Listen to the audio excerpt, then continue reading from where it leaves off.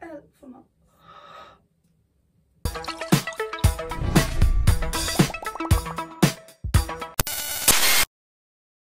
I dag skal jeg sige noget ret nøjere, som I nok har regnet ud. Jeg skal klippe mit hår. Jeg har ikke klippet mit hår i 9 måneder.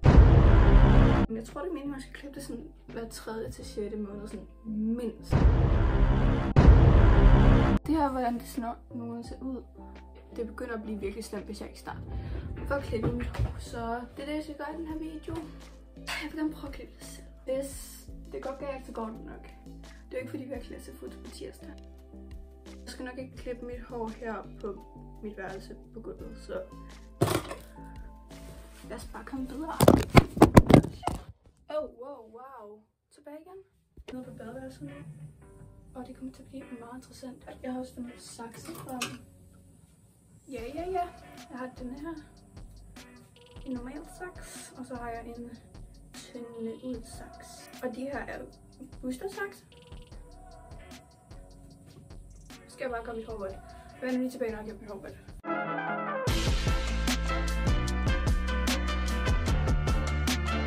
Det her, hvor langt mit hår er vådt. Jeg har en saks i brug i dag. Det første, man skulle gøre, det var, at den til at se lidt fjollet ud. I må lige okay. Jeg tror, jeg har gjort det nu. I må lige ignorere, hvor fjollet jeg ser ud.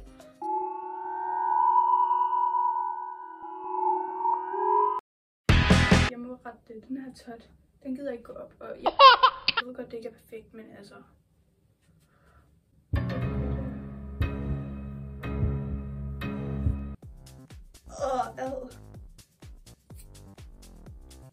Det tager ret lang tid.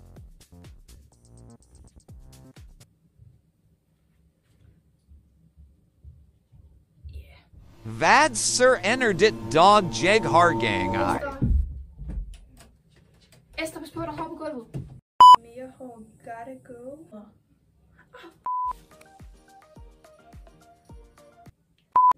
Jeg kommer ikke til at klippe alt det her. Jeg ved ikke, om det er sådan svært at se, fordi mit hår er ulet, eller hvad det er. Det virker altså som alt for meget.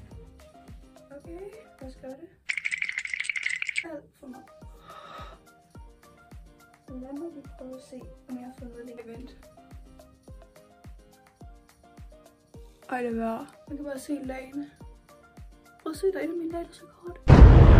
Sådan her lidt af siden.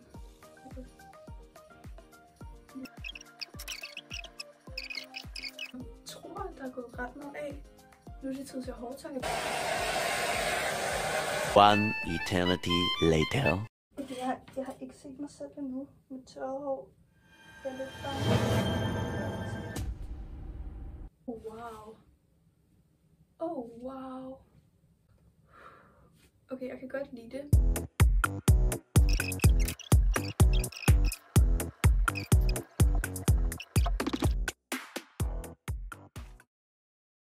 Jeg besluttede simpelthen lige last minute at klippe pandehår, hvilket jeg skal lige vende mig lidt til det. Jeg ved det ikke, men jeg synes det ser virkelig sejt ud. Så jeg er ret glad for, at jeg klippede pandehår i hvert fald.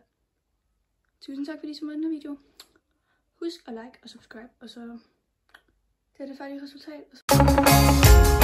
Til at sidde og klippe 52 minutter af mig, der klipper mit hår, okay? Så det mindste du kan gøre, det er at like videoen og subscribe, okay? Tak.